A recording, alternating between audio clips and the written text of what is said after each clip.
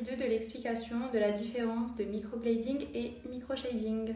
Si vous n'avez pas vu l'explication de la première partie les filles, vous pouvez aller voir la vidéo précédente.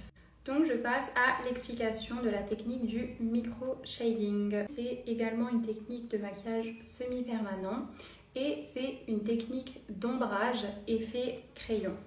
À la différence du microblading, c'est une technique qui est pratiquée à l'aide d'une machine de dermographe. Donc c'est une machine électrique avec des micro-aiguilles. Et donc c'est grâce à ces aiguilles que la technique d'ombrage va apparaître sous forme de petits pointillés et avec laquelle on va pouvoir créer cet effet dégradé, donc plus clair ou plus foncé. En fonction des demandes, on peut plus ou moins rendre plus intense ou moins intense l'effet du microshading. Parce que comme c'est une machine électrique, on peut régler nous-mêmes l'intensité, la profondeur, etc. Tandis qu'avec la technique précédente, on n'est pas vraiment... Enfin, si, on est maître de ce qu'on fait, mais si on jauge pas assez et qu'on dose pas assez, on peut se retrouver vite à aller trop profond que ce qui est normalement préconisé. Concernant la tenue dans le temps, les filles, le microshading, pareil, si il est bien fait et que votre praticienne a bien été formée et est professionnelle, elle aura respecté la profondeur qui est préconisée, comme dit précédemment, et donc ça tiendra entre 7 mois et 1 an. D'accord? Alors au bout d'1 an, c'est pas que vous n'allez plus rien avoir du tout, c'est que ça sera bien estompé et c'est là où vous aurez recours à la retouche. Donc voilà, pour ma part, je trouve que c'est une technique qui tient hyper bien dans le temps et qui vieillit très bien. Donc je pense que vous l'aurez deviné, si j'ai une technique à vous conseiller les filles, bien évidemment c'est le microshading, donc soft shading, powder brow, etc. Ce que vous voulez, c'est la même chose, mais le microblading c'est autre chose.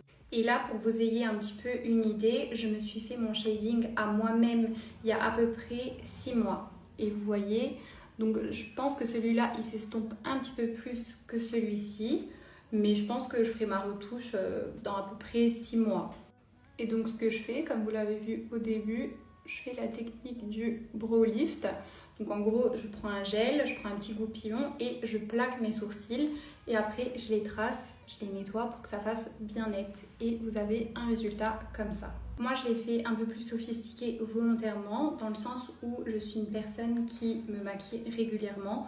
Donc forcément, ça va mieux avec ma personnalité, etc. Donc voilà les filles, j'espère que j'ai été assez claire dans mes explications. Je tenais juste à rajouter quelque chose les filles que j'ai failli oublier. Donc la technique du shading, c'est une technique qui est peu agressive dans le sens où la peau contient 3 couches. Donc on a l'épiderme, le derme et l'hypoderme. Donc comme je vous ai expliqué, le shading se travaille en surface. Donc ce sera vraiment au niveau de l'épiderme, la première couche de peau. Donc voilà les filles, j'espère que mes explications auront été assez claires et vous auront aidé à comprendre la différence entre ces deux techniques. Si vous avez d'autres questions ou même concernant totalement autre chose ou quoi, vous pouvez l'écrire en commentaire et si je suis en capacité de répondre, je le ferai avec grand plaisir. Si vous avez d'autres questions en rapport avec le maquillage permanent, vous pouvez m'envoyer un message sur mon Insta professionnel que je vous mets juste ici. Voilà, je vous fais des gros bisous et à bientôt.